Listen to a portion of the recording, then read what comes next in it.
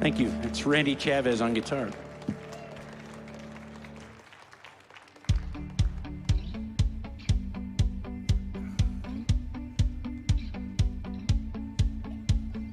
Hey everybody, my name's Bobby. Welcome to Mile High Church. Thank you so much for spending part of your weekend with us, especially if you're new. Our vision, Oneness Revealed, a world of love, peace, and abundance for all. Our mission, to serve as a spiritual beacon for personal empowerment and global enlightenment. Before we get started today, we want to give you a look at a few things coming up around Mile High Church for you and your family. Experience the heart-opening power of Kirtan with Scott and Shanti Medina on November 21st. That's a Friday. Celebrate together in music, movement, and connection. And join us on Wednesday, November 26th for our Thanksgiving Eve service with Michelle Medrano and Hazel Miller.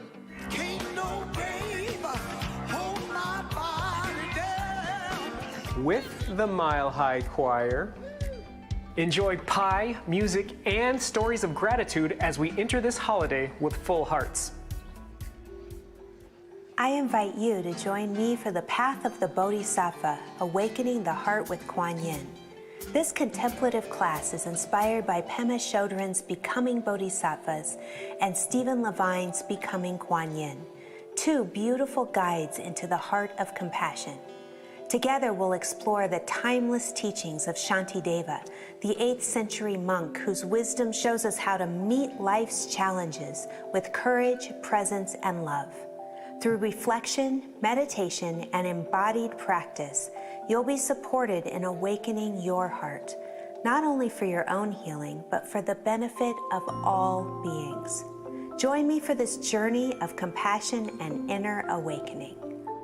For more information about anything you've heard today, stop by the Event Center or connect with us online at milehighchurch.org. Well, hey, good morning, everybody. Good to see you all. It's good to be back. Yeah. And we're heading into the season here, so Tom and I thought we'd do a song for you here that we wrote for the Christmas Eve service here at Mile High, and I know a lot of you will be here for that, raising a candle, and that's what this one's about. It's called God is in the World.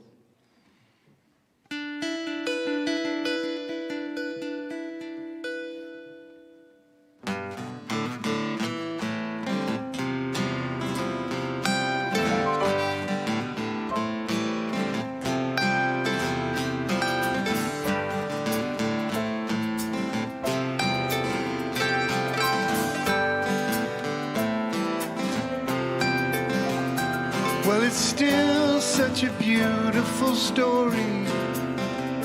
Synchronicity beneath the magic star. A soul-to-soul connection that brought wisdom seekers from afar. And the angels were singing and people could hear them. They started telling their friends, and those friends gathered round and lifted their voices, sang it again and again. God is in the world.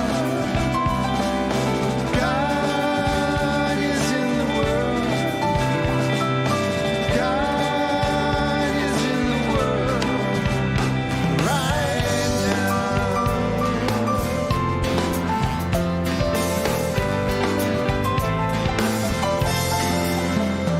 All over this planet, there's beautiful stories about the great ones who walked among us here. They taught people how to pray. They brought heaven from above. They turned water into wine and feared love.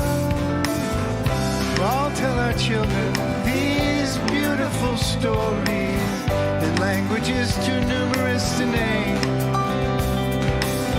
Beneath color and custom, at the heart of it all, the story's still the same. God is in the world. God is in the world. God is in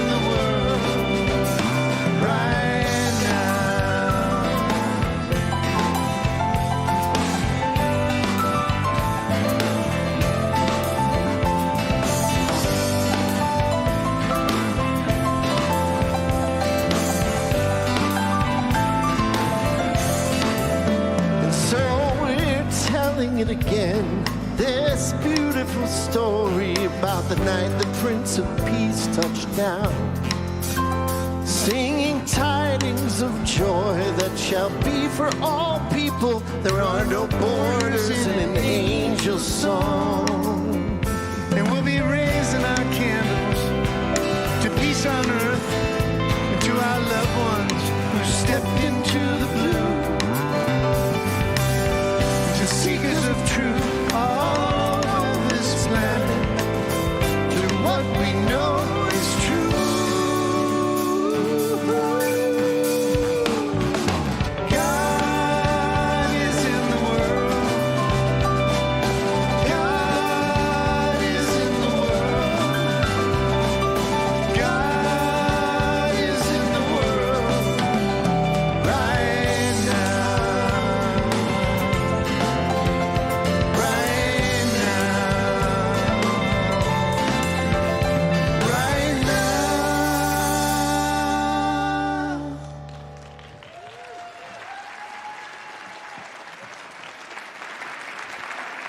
Barry Ebert, everybody. Tom Litch, Mile High Band. So grateful to have them with us. Any Sunday where we got Barry Ebert and Dr. Patty doing the prayer is a good Sunday, right? So grateful for this beautiful choir we're going to hear from shortly. I just want to really thank each and every one of you for all of your hard work. They come to rehearsal every week. It's their love, but you following your love feeds and heals and inspires us. So thank you so much for your service, choir. Thank you to their director, Rebecca Stoudemeyer. We're so blessed to have her, and thanks to her family for sharing her with us. Welcome to Mile High Church. If you're new here, we have a vision and mission we love to recite each week. It's coming up on the screens. If you want to say it along with me, it goes like this.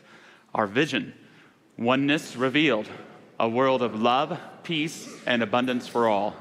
And our mission, to serve as a spiritual beacon for personal empowerment and global enlightenment.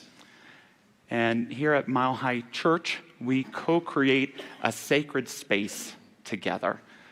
Whether you're in this sanctuary right now or watching online, sacred space is grounding space. It's peaceful space. It is inspirational space. Sherry Huber, a great Buddhist teacher, she said that getting where you want to go in life has everything to do with awareness and nothing to do with willpower. It's an interesting thing to think about, that in this hour that we share together, that we can set aside any sort of forced action towards the challenges that might be facing us in our lives and just cultivate a greater awareness of the sacred and of the divine operating in our existence. And who knows, we may just see a change in some of those circumstances when we leave here today. So let's give that a shot as we move into this time of song, silence, and of prayer.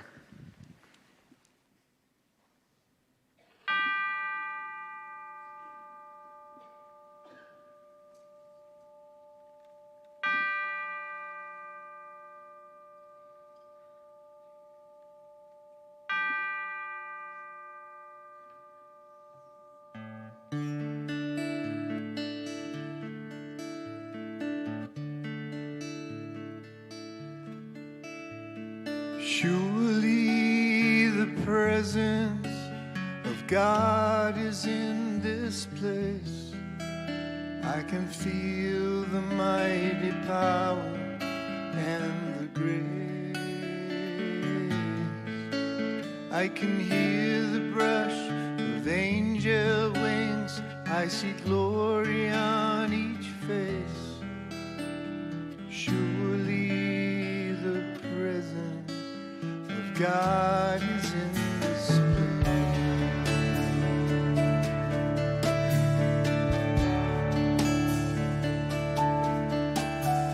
Surely the presence of God is in this place. I can feel the mighty power and the grace. I can hear the brush of angel wings. I see glory on each face. Surely the presence of God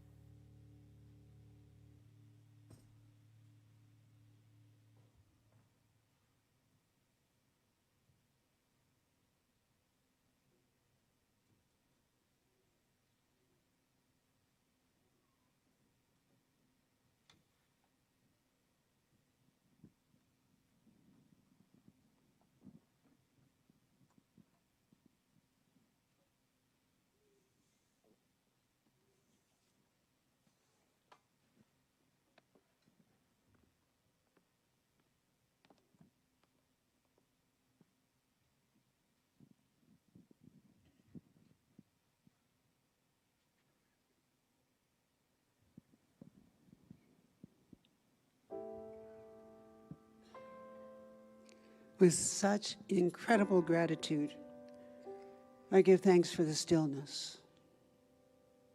It's been written, be still and know. And out of that stillness comes forth life itself, the very essence, above, below, and all around about. The stillness grows the trees. Within the stillness, the beauty of the brightness of fall.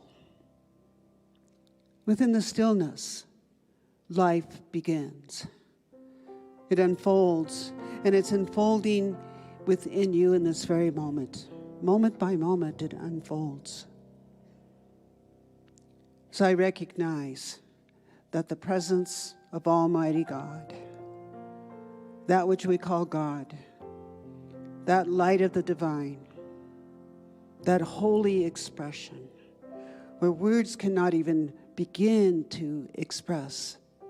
I ask you right now just to be gently with your breath.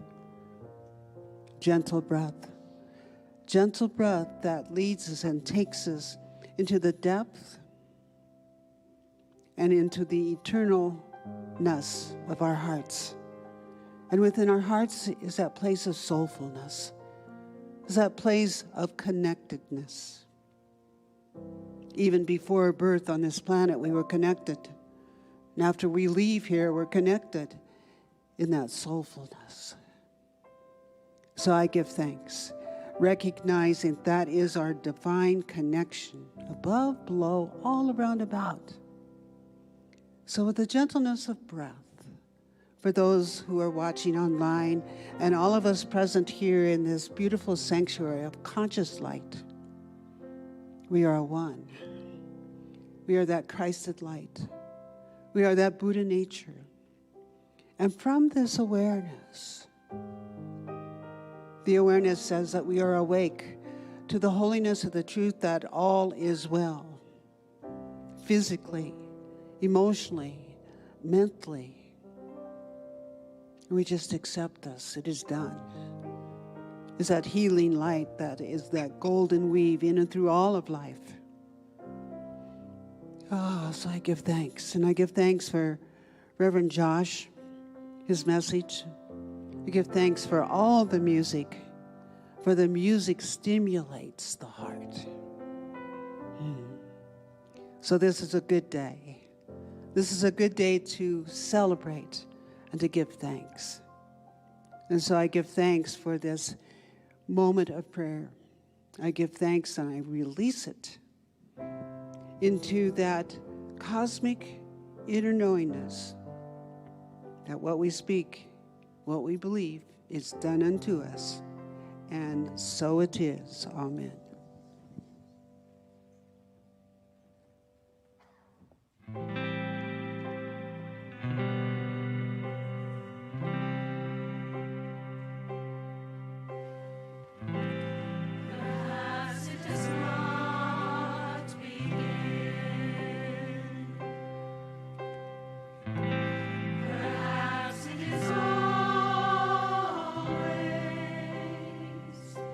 Perhaps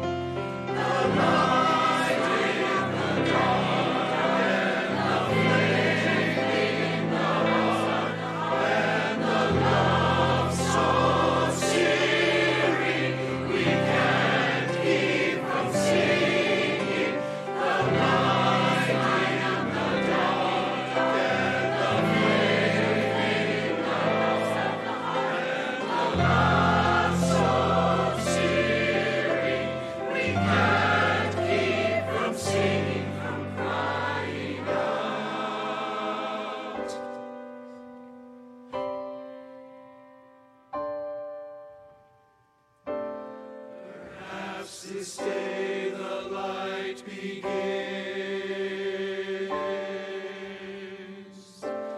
Perhaps this day the light begins.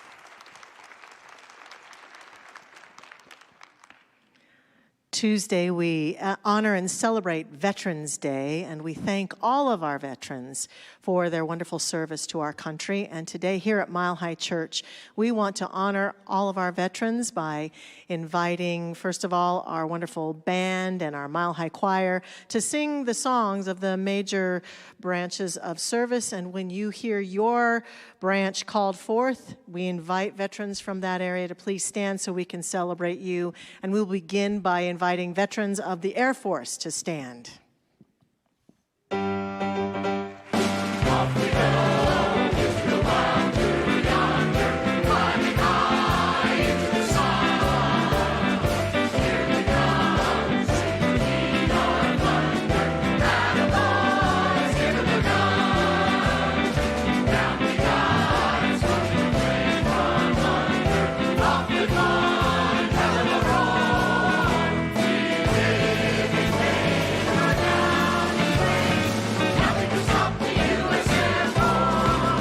The Marines.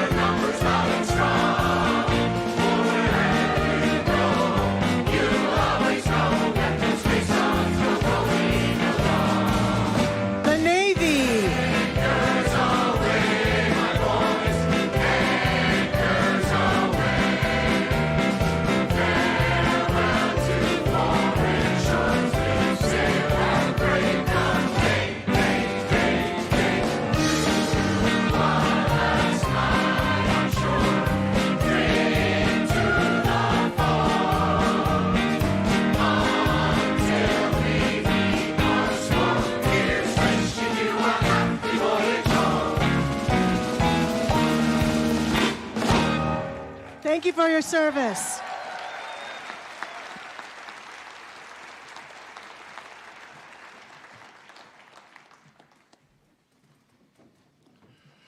Well, we got a new song for you today. Tom and I wrote this about a month ago. We were at a music conference, and this is a song about meditation, making time for it, and the difference it can do, and how hard it is to sit down and do it. This is called Calm in the Storm.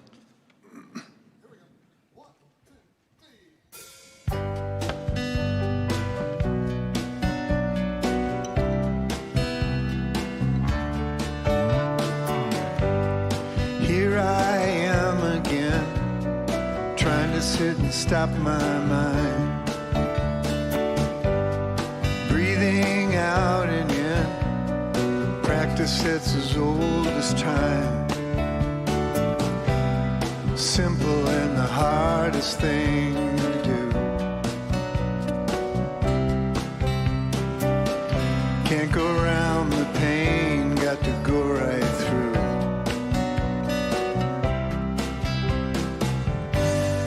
Counting 1 to 4, feeling how I rise and fall. Don't want things anymore, just a little peace, that's all. Simple and the hardest thing to do.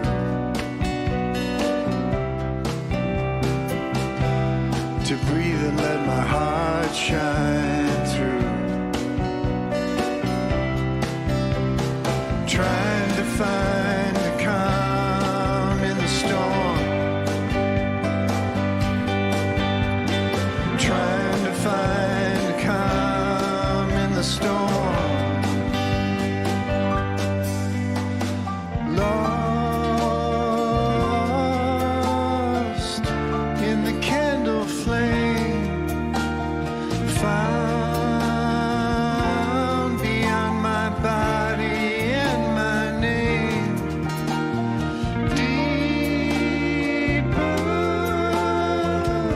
Than I've ever been, I'm home again. I can be anywhere, anytime and any day. This peace is always there, a love that never goes away. Simple and the hardest thing to do, but something that I know is true. Trying to find the calm, trying to find the calm, trying to find the calm in the storm.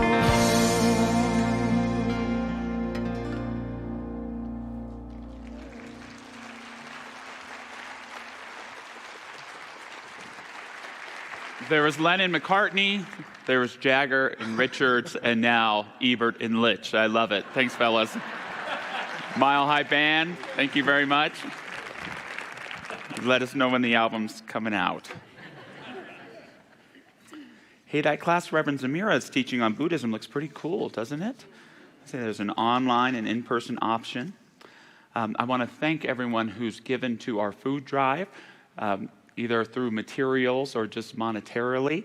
I can't tell you how important it is right now, and because of your generosity, I can stand here and say that anyone who's hungry can come to Mile High Church and get assistance and support, and there's a lot of people in our community, our greater community, that need that right now, so thank you so very much for that. Thanks to our Make a Difference team as well.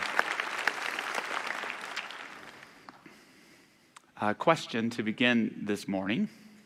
Which statement is most true for you? I am always alone, or I am never alone? I am always alone, or I am never alone? We won't ask for a show of hands this morning, but I know that I've spent a fair amount of time in the I'm always alone camp. There's this aspect of myself, this detached awareness. He's disconnected from life, but he never fails to have a criticism or judgment about it. I search for him, but I've never found him. He lives in a place of isolation. And he believes that he came into this world alone, and he will leave this world all alone. But I've also spent some time, and gratefully more and more time, in the camp that I am never alone, that sees this isolated part of me not as real, but as construction, something invented because of a fear of connection. There's a part of me that even in the midst of my solitude finds a bridge of connection with each and every one, that realizes there is a divine power that knit me together in my mother's womb, that in even solitude I can have the grandest realization that I am never alone. Not only am I a companion to myself, but everyone I've ever loved and everyone I ever will. One unified harmony. So as you can see, I side with this belief that I am never alone. And yet, my message to you today is that the choice is up to you alone. The choice about being always alone or never alone is up to you alone. Ernest Holmes shared, "The boon you ask of life, the greater good, is open unto all, but life will give a love to all who know how to receive. It mirrors back in form what you expect. This is the circle of life, and this is its story. Earth is but mirror of a great glory." Smart guy. My message this morning is you alone, and it is that you are the only sacrament you will ever have to experience what is sacred and divine in this life. The only understanding you will ever come to know this life existence is your own understanding. The only awareness, your awareness. As much love in this life may be coming your way, you will only receive as much as you can comprehend and embody. You alone.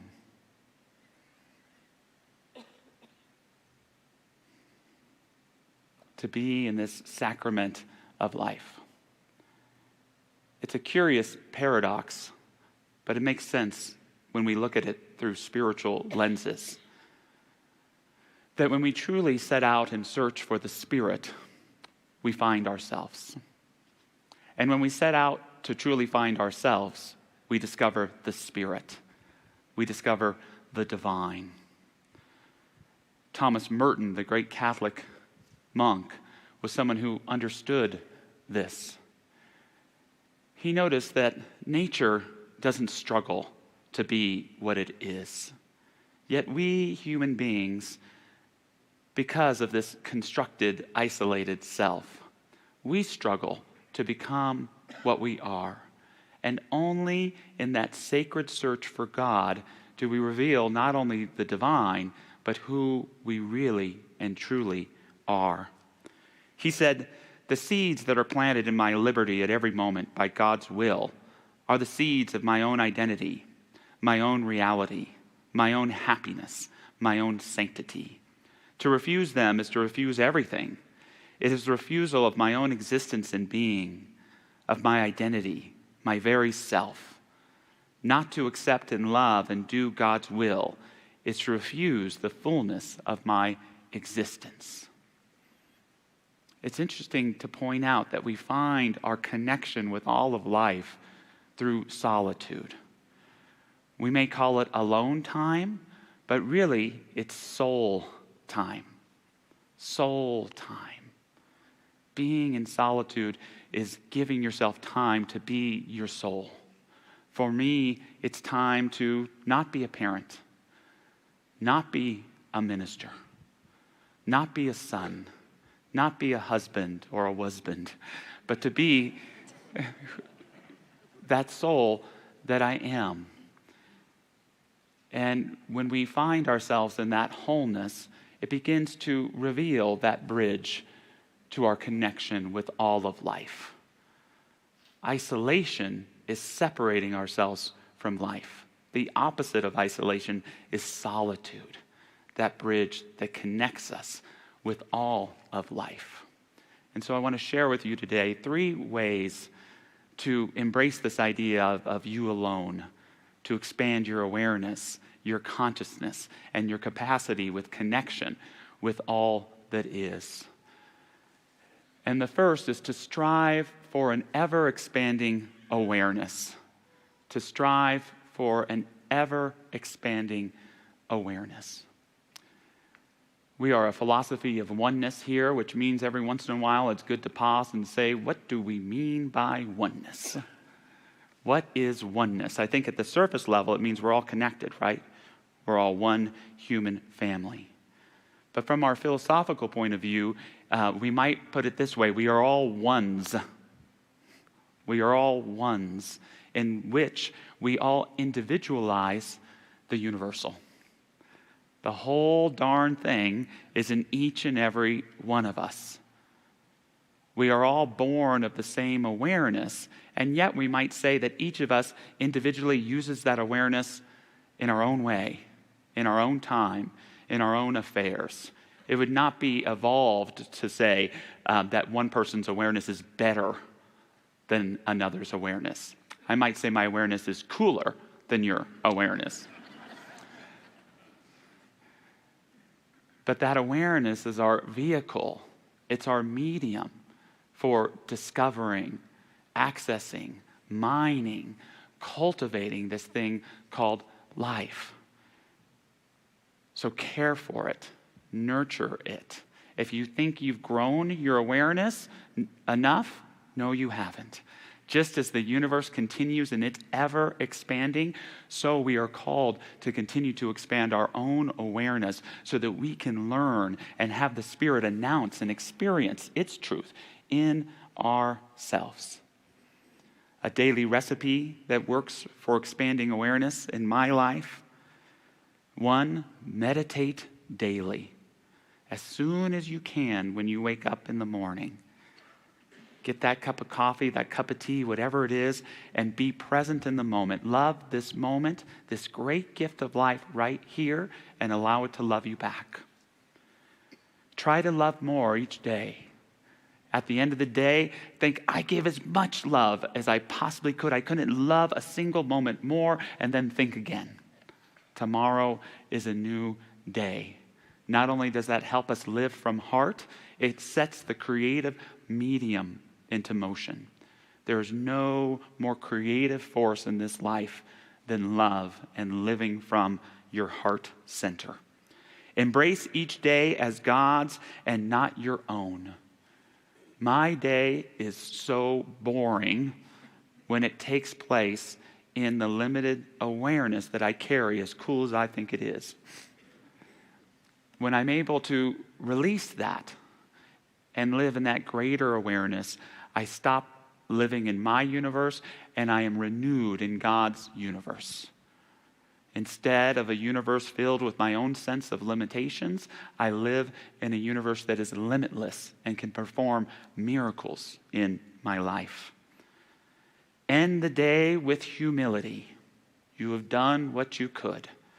When it's my universe, everything is all about me. Thank God when I can remember it's not all about me and let it go. I can finally rest and I can detach with compassion. That scrape I had with so-and-so, that hurt that I have a story that someone caused me, I can detach with compassion and get back to my wholeness, back to that soul time. And lastly, to move forward with enthusiasm. The wise sage Tony Soprano said, I know, life is a gift, but does it have to be a pair of socks?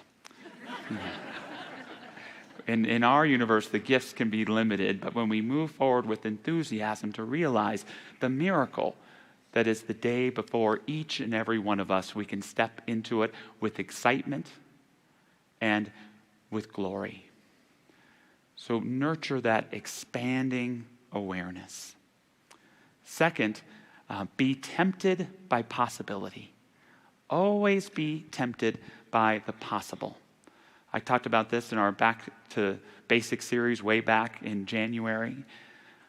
But it's a very wise thing to be aware of our limitations. Yet at the same time, being tempted by the possible is what sets the life adventure into motion.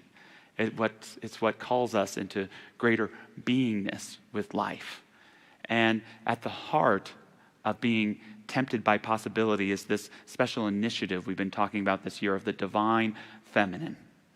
The divine feminine in each and every one of us is that spirit of awakening. It's the spirit of curiosity. It is the courage to move forward and be a transformative power in our lives. This message of the divine awakening feminine is at the heart of so many creation myths. And yet, because they were articulated by men, they are often misunderstood. But to be great is to be misunderstood. And remember, Emerson said that. Yeah. Persephone is the daughter of Zeus and Demeter. And Hades, the brother of Zeus, shares with Zeus that he wants to take on a wife. And Zeus, without Persephone's consent, offers Persephone as his wife. And so Hades takes Persephone and takes her down to the underworld, the world of the souls. And she is curious, and she eats of the pomegranate, which binds her to the underworld. And Demeter, her mom, is furious when she finds this out. She goes Elsa on everything, and it all is frozen. They're in an eternal winter, and eventually we have this beautiful creation myth of the seasons, where Persephone lives half the time in the underworld, the fall and the winter, and the spring and the summer with the divine feminine. And yet the heroine of the story is still Persephone, who in eating the pomegranate has the courage to balance and invent the human consciousness that can hold life and death not as two separate things, but integrated and going together. The consciousness of both immortal life and mortal life together as one, something we as human beings are capable of through understanding this beautiful myth. In the mansplaining of the Pandora myth,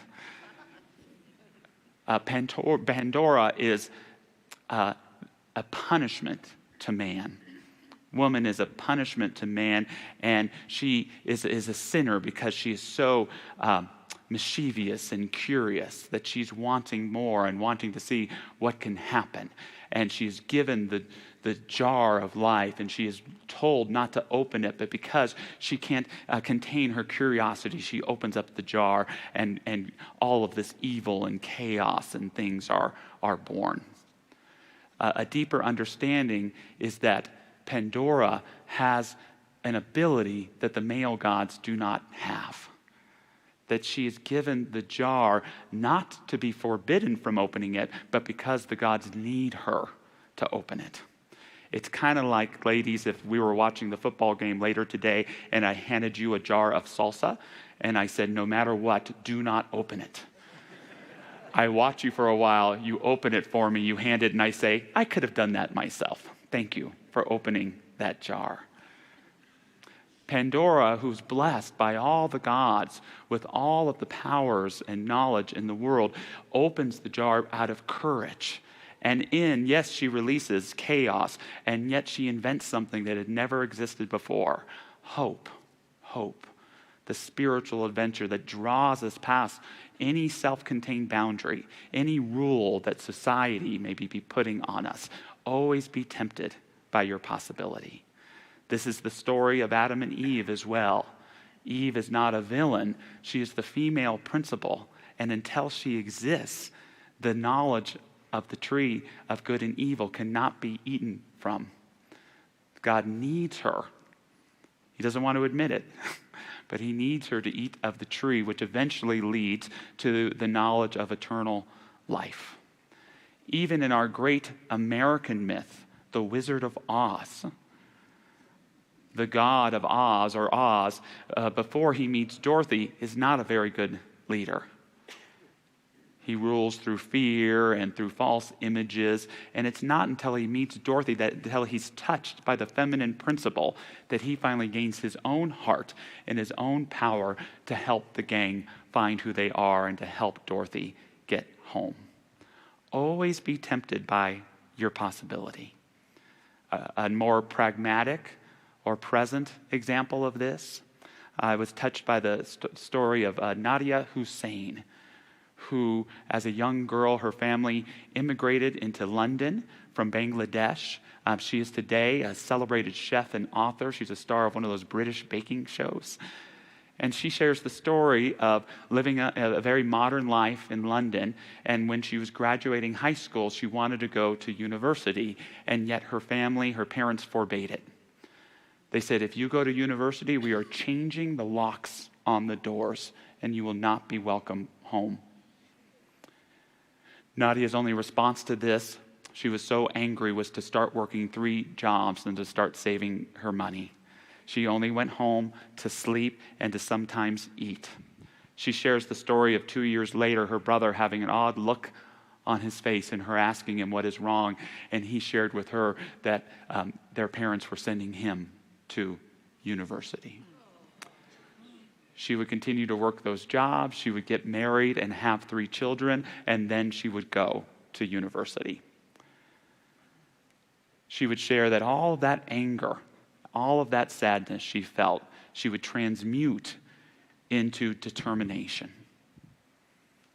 Sometimes people don't mean it, but there are some rules and laws and expectations which hold us back from our true becoming. Maria Tartar, who wrote a wonderful book called The Heroine with 1001 Faces, she speaks to our point today. She says, when women begin to write, the story changes. She shares of the importance of women to stand up and use our voices even when those who came before us were silenced. With women now better represented in the workplace as doctors, pilots, firefighters, preachers, and judges, it is almost impossible to mourn the world we have lost. Women now provide models in abundance, changing the myths we live by and remaking the human world in ways that promise to make the world more humane. What a myth to change, this concept that we are always alone, into the myth, a new myth to inspire our lives that we are never alone. And this is my final point today, to circle back around, that solitude is the bridge to connection. Solitude is the bridge to connection. This isolated self that I've come to believe in is just a construction. Sometimes I call this self the secret self. I think we all have a secret self. It happens when we experience a deep hurt in our lives. Hopefully it happens when we're a little older, but sometimes it happens to us when we are very young children. Someone abuses us. Someone neglects us. Someone betrays our trust. We do something that makes us feel shame that we don't want to admit. And the secret of this becomes a place where we've imprisoned ourselves. We live years, sometimes decades, abandoning that self, leaving them in isolation. We seek for that self to not be seen or known because it may be rejected or judged or hurt again. Our calling in this life is to not dismiss that isolated self, but to call that part of ourselves that we have abandoned, that experiences itself in isolation, back in. Call any part that you have neglected of yourself back in. You may consider it bad, toxic, negative. It's just that part of you that was trying to protect yourself. The best way to do this is to tell your secret, if only to yourself, and embrace that part of you back in with love. That's how we move from always alone to never alone. And we find this curiously in solitude. Not isolated time, but that alone time where we get back to the soul of who we are. We reignite the flame of truth and we follow its light back into our wholeness. One more female creation myth for you today. It is the myth of Sophia, which in Greek means wisdom. And this is a myth that comes to us from early forms of Christianity. And the idea is that Sophia is the daughter of God, and that God represents the light, the fullness. The term they use is the pleroma. And one day, Sophia gets lost from this light and this fullness. She's drifted away in her curiosity. And in feeling separated from the light, she feels isolated. She feels confused. She feels fractured. And out of this confusion, out of this desperate isolation, the world and everything around it is created. And so the idea is that this world has a consciousness of isolation, has a consciousness of duality. It has a consciousness of separateness. And yet, in each and every living being, there is the memory of the light within, the fullness in each and every one of us. Our job in this life, if we choose to accept it, is to cut through all those layers of not self, all of those invented ideas of isolation, of separateness, to get back to the light of who we are. And it is then that we return to that fullness, to that light, so we can know it for ourselves and so we can be it for everyone around us.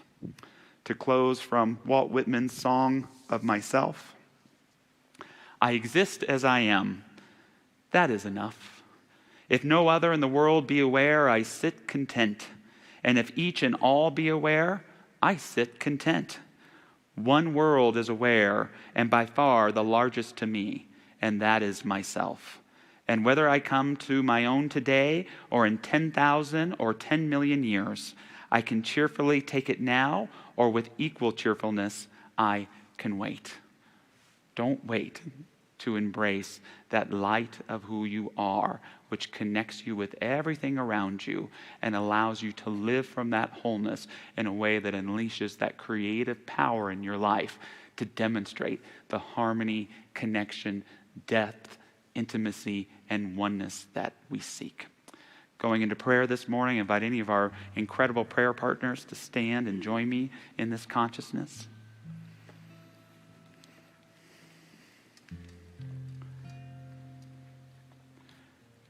Knowing that as I fully accept who I am, every aspect of myself, that I have crossed the bridge to allow the fullness of God, the totality of Spirit to enter my consciousness and this beautiful life.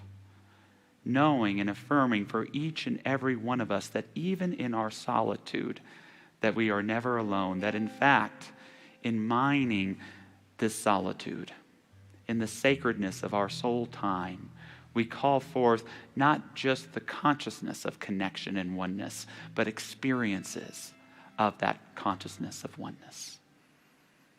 In discovering and accepting who we are, we open up to newfound love and newfound life.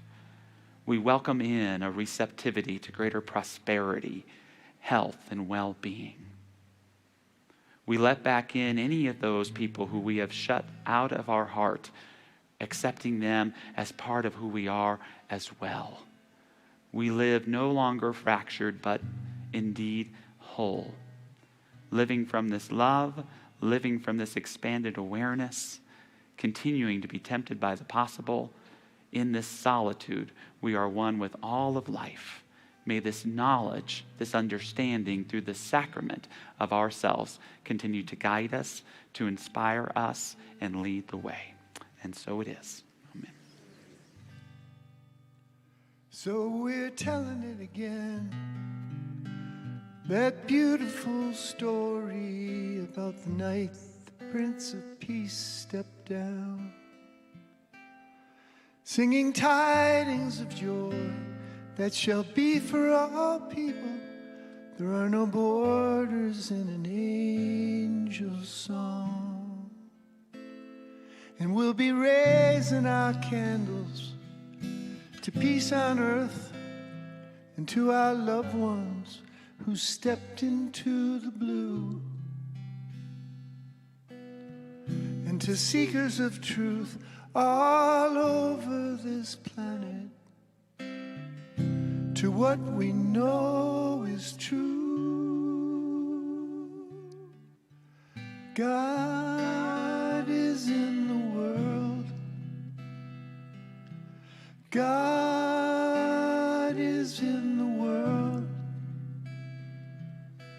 God is in the world right now.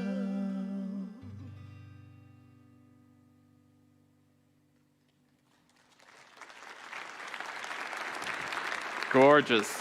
You got the B-side of that single right there. I love it. I love it. As we move into this time of offering, thanks for everything you give to invest in Mile High Church. I'd like to invite to the stage Tom and Linda. Are you here? There they are. Tom and Linda, I'll honor them while they're walking up here, and we'll do a community honoring of them for many, many years. Tom and Linda have been a part of something called Jeffco Faith Partners, and partnering with Mile High Church, they put this pumpkin patch out there. How many people bought a pumpkin from over there this year? And it seems like a humble work, but it raises hundreds and hundreds of thousands of dollars. Tom, where he purchases the pumpkins from, is a Native American reservation that is in need of funds, so half the money goes to support them. The other half goes to support Habitat for Humanity. And Tom and Linda, do you mind telling us about your results this year? Well, it was a spectacular year this year. This was our 26th year for the pumpkin patch here at Mile High Church.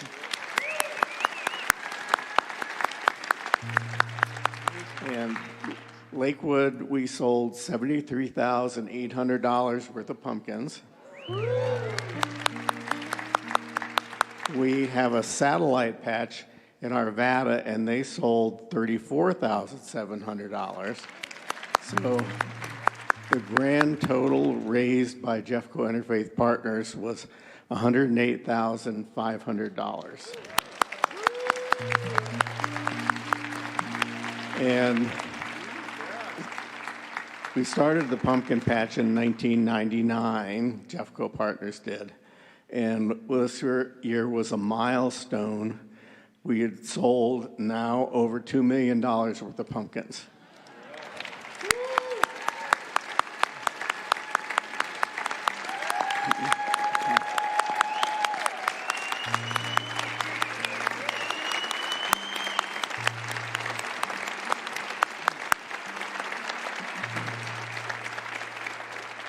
So from this year, $43,000 will go to Habitat Metro Denver to build a home.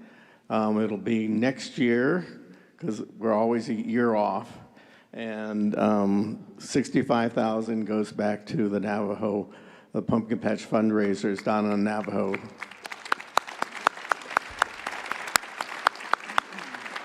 And Linda is our volunteer coordinator, and I just want to thank everybody who volunteered to help with the unloads and the pumpkin sales. We had an amazing number of volunteers this year. The unloads went very smoothly because we had so many people helping, including a lot of young people. And the youth from the middle school and high school here at Mile High helped with the second unload on the 12th of October, and we had a very smooth time of unloading the pumpkins this year. It requires 172 shifts of people working a 4-hour shift to sell pumpkins during the month of October. And this year, we had an abundance of volunteers. We didn't have difficulty filling the slots, and many people worked more than one shift. Many people worked 2 or more. I especially want to recognize Lori Niquette and Connie Risley, who worked multiple shifts every week during the pumpkin patch. And thank you also to all of you who bought pumpkins or made donations. You all helped, and those who put out prayers for no snow until November. that was really helpful too. And because of the pumpkin patch last year, we are building a home called Griffith Station at 52nd and Carr. And Mile High Church has an opportunity on Saturday, December 6th, to put together 10 volunteers to help build it. Thank you. Thank you, Tom. Thank you, Linda. Mile High Church is an extraordinary community because of its extraordinary people like Tom and Linda and like you. So thank you for your gifts to Mile High Church. Invite us to take our offerings and to bless them together with our affirmation that goes like this. Divine love as me blesses and multiplies all that I am, all that I have, and all that I circulate. And so it is. You can play the game and you can act out the part, but you know it wasn't written for you. Tell me, how can you stand there with your broken heart, ashamed of playing the fool? One thing can lead to another. It doesn't take any sacrifice. Oh, father and mother, sister and brother, if it feels nice, don't think twice. Just shower the people you love with love. Show them the way that you feel. Things are gonna work out fine if you only will. What we're doing here today, shower the people you love with love. Show them the way you feel. Things are gonna be much better if you only will.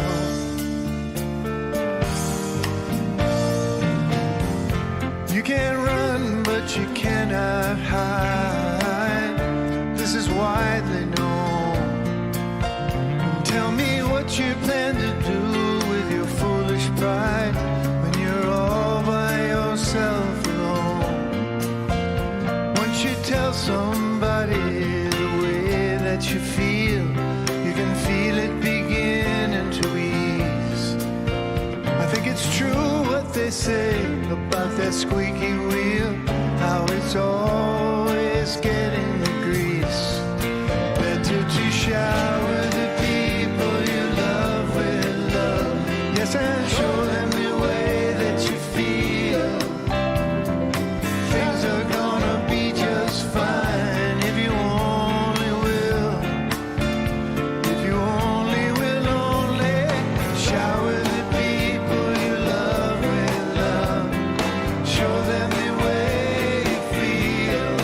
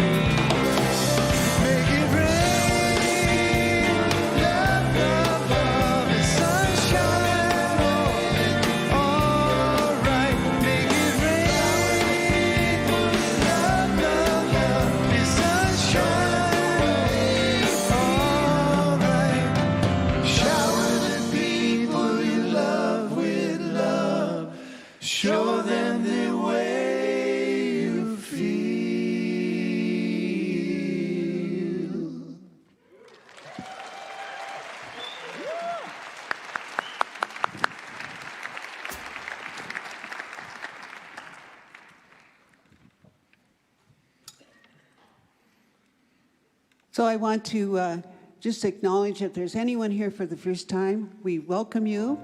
And out at the Welcome Center, if you would like to stop by there, we can chat. We have a special packet. It's filled with goodies. I mean, that's a good thing, right? So we'd love to see you there. And also our practitioners are coming down. If prayer is calling to you, please find one of them and they will pray with you and it'll be good. Speaking about light, it'll be good. And then we have something taking place today, something very special, 11:30 to 1 over in the Vote Auditorium. And it is about our local leaders, 3 incredible local leaders speaking about sustainability. And we've been planning this for a while. You don't want to miss it. Yeah, we're really blessed today as well to have Same Cafe in the community center, so you can go get a great brunch over there. They're an incredible organization that does so much for this Denver community, so you can learn about them as well. You can do all that, go home, watch a little football, and then come back for the Healing Light service tonight at 5 p.m. Our Labyrinth is available at 4 p.m. as well, so talk about some great soul time there. How about our ASL interpreter, Kaylee, everybody? Thank you so much. So grateful for all of our interpreters. If you're willing, stand and say a benediction with me before we sing our peace song. Repeat after me. Something wonderful is happening to me right now. It is this thing called life. Life is in my mind, body, and all that I do. I give thanks for it, and I accept it. Just the way that it is, and just the way that it is not. Thank you, life. Let there be peace on earth, and let it begin with me. Let there be peace on earth, the peace that was meant to be. With God as our power, family all are we. Let us walk with each other.